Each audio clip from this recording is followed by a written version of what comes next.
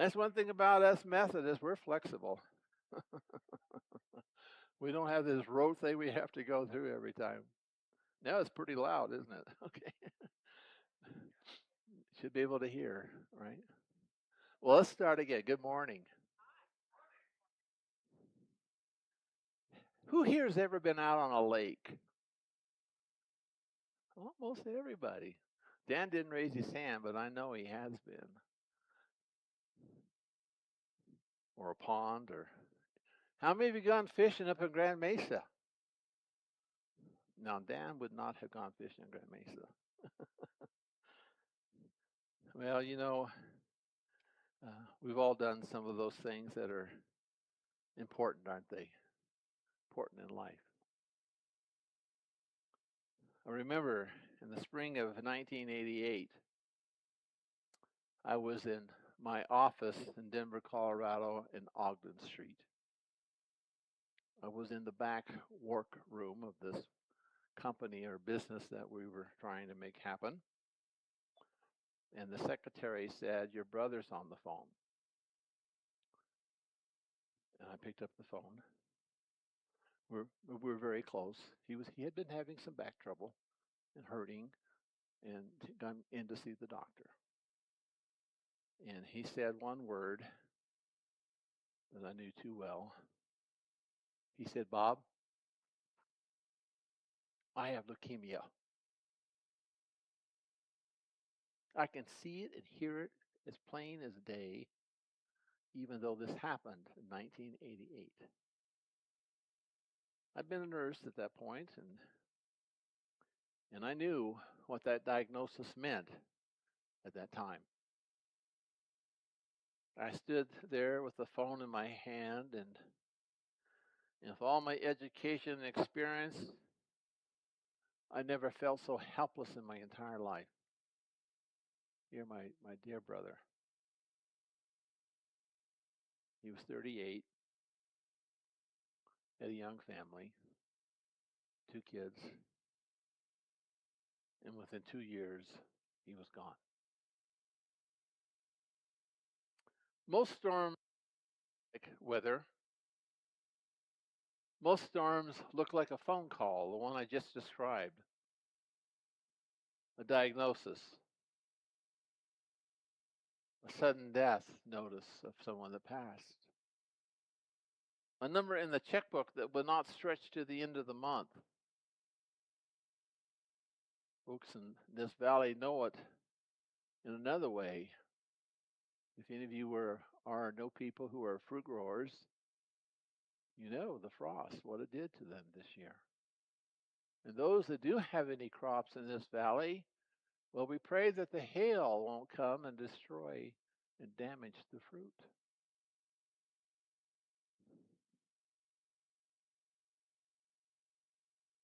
You've been in that boat. You've been in that boat. And some of us are in that boat this morning. Last Sunday, Jesus stood on the shore of the lake and called ordinary people to follow him. And they said yes. And he just turned on the lights.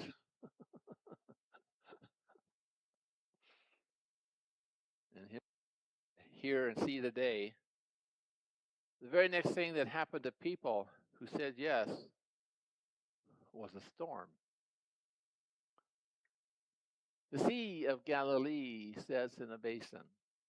It's about 700 feet below sea level, and it is a freshwater lake. And when the cool air pours through the valley and hits the warm winds over the desert, they're lingering there by the water's edge. A storm can turn violent in just moments. Winds off those hills have been reported to be over 75 miles an hour. And the men in this boat with Jesus, as you heard me read in the scripture, had been fishermen. They'd been in boats. They knew what boats were about. It was a small wooden boat with some oars, most likely a small sail. No motor, no radio to call the Coast Guard. They'd seen plenty of storms, and they'd even see some that had scared them. This storm was even worse. And as you heard me read, where was Jesus? He was sleeping. He was taking a snooze. He's on the bow of the boat, laying on some cushion. So they shake him up, and the most human question of the whole Bible, teacher, don't you care that we're drowning?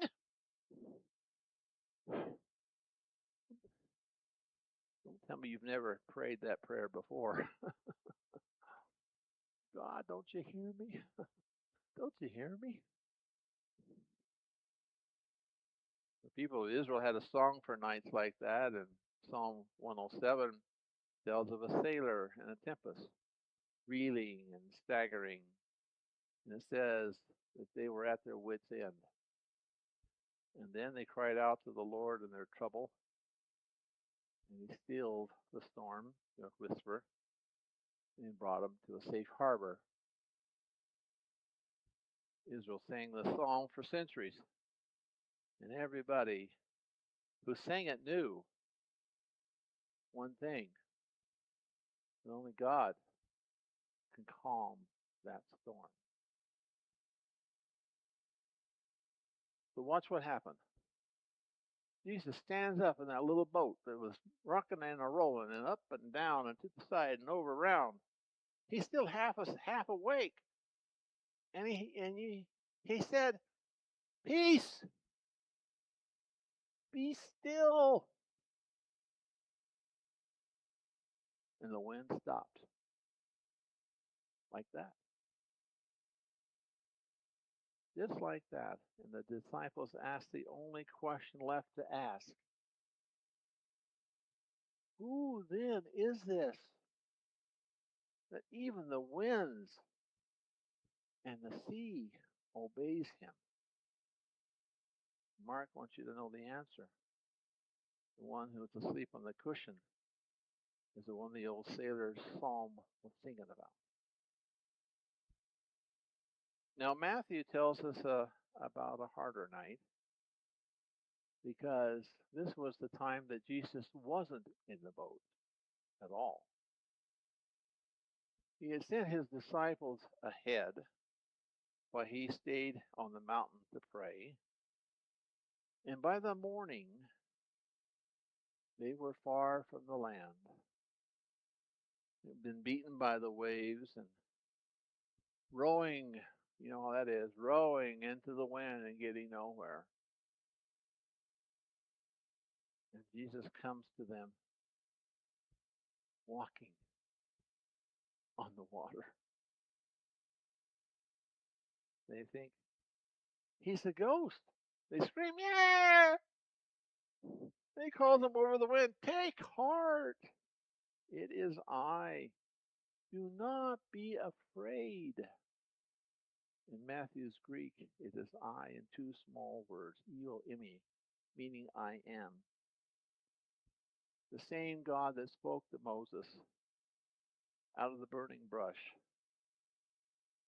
The storm asked, who were they dealing with?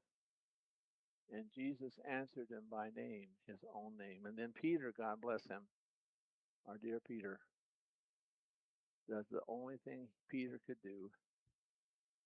Lord, if it's you, command me to come to you on the water. And Jesus says one word, come, come, come, Peter. Church, this is where the word for this week lives. Surrender. Surrender is not giving up. Surrender is Peter swinging his leg over the side of the only safe thing he has left. Because Jesus said, come. And he walked on. on the water in the storm. Then, you know what happened the rest of the story. He looked at the wind blowing the waves instead of Jesus. And he started to sink down into the water. He prayed the shortest prayer in the whole Bible. 3 words. Lord, save me.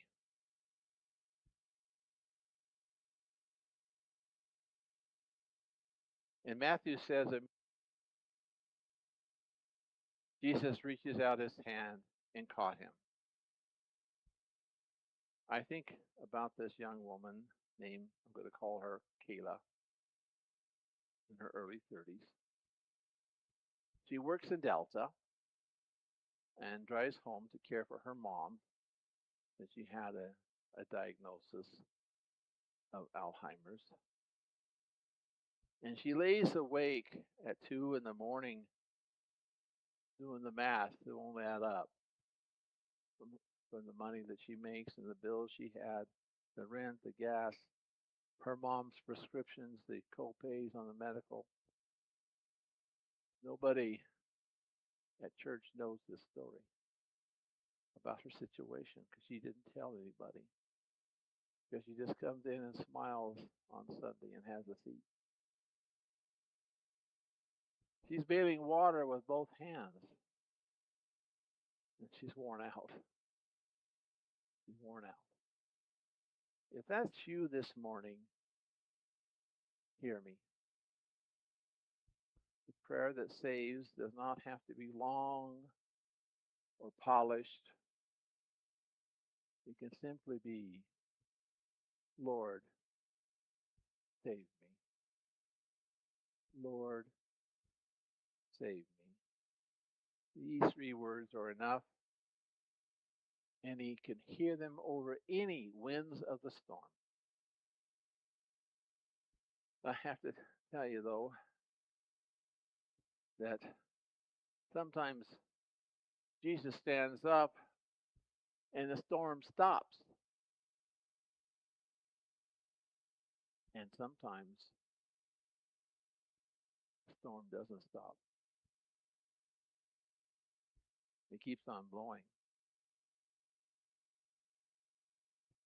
What he calms is you in your reaction to the life situation that you may be facing. Both are miracles. I wrote a whole chapter in my book about it because I've lived it. Let me tell you about a veteran I know.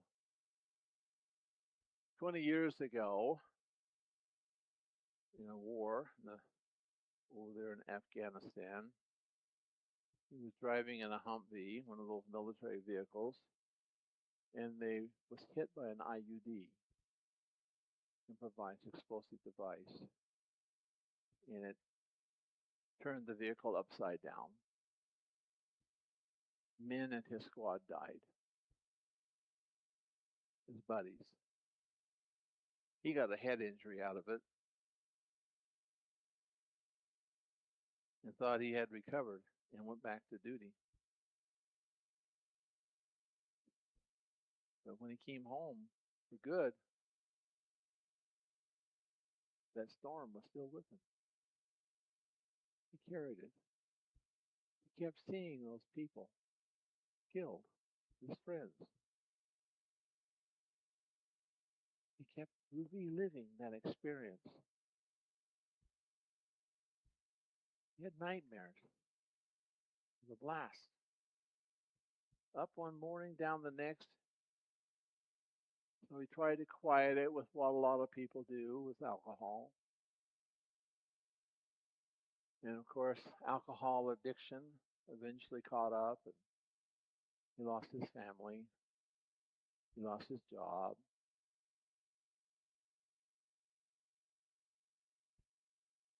"20 years that he rode against that wind, getting nowhere. Then he did the bravest thing. that any soldier could do. He walked into the VA and asked for help. The counselor there finally gave him the storm its name, PTSD, traumatic brain injury. And he told me, it may seem reasonable to you, but I was living it and I never saw it. I never saw it. And finally, hearing that words from the counselor made it real. I knew that I wasn't wrong, that I was experiencing an effect that took place 20 years ago. Today, he's in treatment. He stopped drinking. He's doing better. He's enrolled in college, working on a degree. And he wants to have a degree that he can help others so that the next soldier can find the door faster than he did. 20 years, church. God did not erase those 20 years, but God was in that boat the whole time. And when the man finally cried out, Grace was waiting, wearing the ordinary clothes of a VA counselor. Sometimes the hand that catches you looks like a person who knows how to help. And that's what this Methodist family means by assurance. Spirit bears witness to our experience that we belong to God. Not a promise that the lake is going to be smooth every day, but a promise that we are His in the calm, in the swells, and there's no wind, no waves, or there's a huge wave and a huge storm. He can pull us out with His hand. Let me tell you about the last days of my brother's life. Our family took turns sitting with him, one at a time, as he drifted in and out of consciousness. He'd never been a church man, but we were in a Catholic hospital, St. Anthony's in Denver. In one of his clearer moments, I asked him, I said, Alan, would you like to see a priest? We weren't Catholic. He said yes. And that, I don't know, the priest came in, we left. I don't know what happened. But Alan died a few minutes after that priest saw him. He helped him with this transition.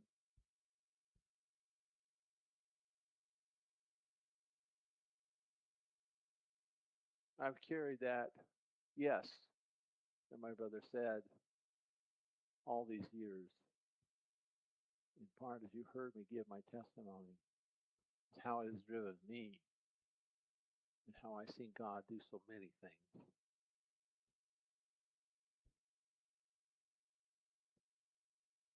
And I believe everything in me. But the Lord reached out to my brother and caught him and made the connection and gave him peace. Now, in a few minutes, these beautiful people, ordinary too, will be giving us some more music.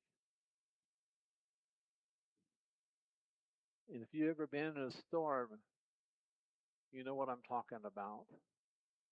And I want you just to appreciate the words, and the lyrics, and the melodies that you reflect on your own life and those issues in your life that you may be struggling with. I know you've been through waters before. I know. So when you come back next Sunday, The story's still not over. Next Sunday, Jesus is going to take us on a boat all the way across the lake through this very storm to the far shore to reach one man that everybody had given up on. Walk. Worthy will, that's the name of the group, will fill this room with gospel music, and you don't want to miss where this ends. But hear this before you go. The storm you're in did not get the last word when it started, and it will not get the last word now. The Lord of the sea is in your boat. He knows each of your names. He hears that 3-word prayer in the morning. So surrender your oars. Take heart. It is I. Do not be afraid. You're not going over.